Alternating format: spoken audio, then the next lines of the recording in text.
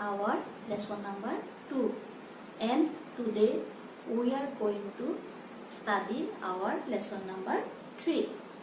Lesson number 3 এগৰাকী ছোৱালীৰ এখন ডায়েৰীৰ বিষয়ে আমাক লেসন নাম্বাৰ 3 টোত আছে আৰু এই ডায়েৰীখন খুব এখন বিখ্যাত ডায়েৰীখন হৈছে নেদাৰলেণ্ডৰ এগৰাকী 13 বছৰীয়া ছোৱালীয়ে লিখিছিল।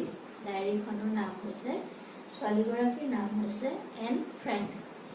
দ্বিতীয় বিশ্বযুদ্ধৰ সময়ত যেতিয়া জাৰ্মানীৰ নাজি বাহিনীয়ে নেদাৰলেণ্ডত আক্ৰমণ কৰিছিল তেতিয়া এই এন ফ্ৰেংক আৰু তাইৰ পেৰেণ্টছসকল 2 বছৰ ধৰি এটা আণ্ডাৰগ্ৰাউণ্ড মাটিৰ তলৰ ঘৰত লুকাই আছিল আৰু তেতিয়াই এই এন ফ্ৰেংকে তাইৰ বাৰ্থডে দেউতাকে এখন ডায়েৰী উপহাৰ দিছিল আৰু সেই ডায়েৰীখন এন ফ্ৰেংকে লিখিবলৈ আৰম্ভ কৰিছিল।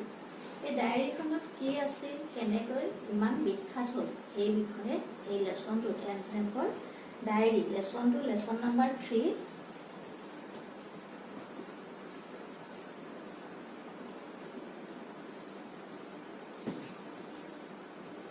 লেসন নাম্বাৰ 3 লেসনটোৰ নাম হৈছে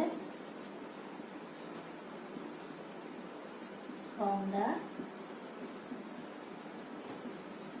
Diary of Anne Frank.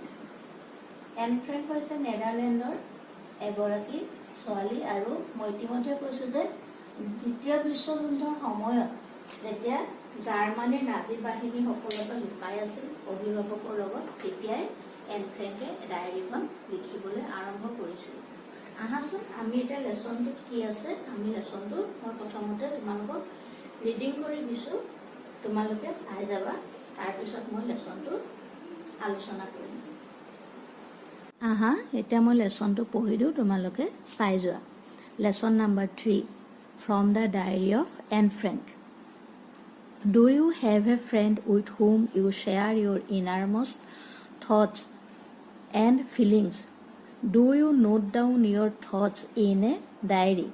Discuss with the friend sitting next to you the advantages and disadvantages of writing a diary. Now read about a 13-year-old girl called Anne Frank, whose diary has become a classic, a useful piece of writing, remaining popular over decades.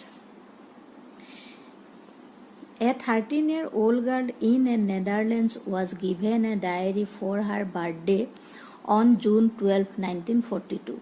2 days later, she started writing her diary. The 13-year-old girl was Anne Frank, born on June 12, 1929. She was the daughter of Otto H. Frank and her mother was Edith Frank. The world would not have known her had her diary not been published after her death. Anne Frank died in a concentration camp in early March 1945. Her father, Otto Frank, was the sole member of the family who survived World War II.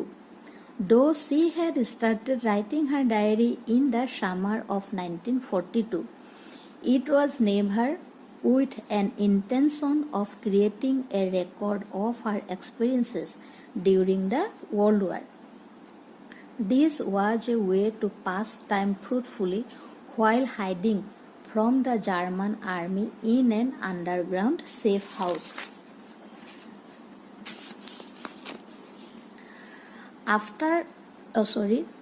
Anne's voice has reached out across continents and generations, and her diary is one of the most important documents of the tragedies of the war. Sunday, 14 June 1942. On Friday, 12th June, I woke up at 6 o'clock, and no wonder, it was my birthday. But of course I was not allowed to get up at that hour, so I had to control my curiosity until a 6:15. Then I could bear it no longer and went to the dining room, where I received a warm welcome from Morty, the cat. Soon after 7, I went to Mummy and Daddy and then to the sitting room to undo my presence. The first to greet me was you, possibly the nicest of all. Then on the table there was a bunch of roses, a plant, and some peonies, and more arrived during the day. I got masses of things from Mummy and Daddy and was thoroughly spoiled by various friends. Amongst other things, I was given camera obscura, a party game, lots of sweets, chocolates, a puzzle, a brooch, Tales and Legends of the Netherlands by Joseph Cohen, Daisy's Mountain Holiday, a wizard book, and some money. Now I can buy the myths of Greece and Rome, grand. Then Liz came to fetch me and we went to school. During break, I stood everyone's sweet biscuits and then we had to go back to our lessons. Now I must stop. Bye-bye. We are going to be great pals. Here is another diary entry dated 20th June 1942. 20th June 1942. I haven't written for a few days because I wanted first of all to think about my diary. It is an odd idea for someone like me to keep a diary, not only because I have never done so before, but because it seems to me that neither I, nor for that matter anyone else, will be interested in the unbosomings of a 13-year-old schoolgirl. Still, what does the matter? I want to write, but more than that, I want to bring out all kinds of things that lie buried deep in my heart. There is a saying that paper is more patient than man. It came back to me on one of my slightly melancholy days while I sat chin in hand, feeling too bored and limp even to make up my mind whether to go out or to stay at home.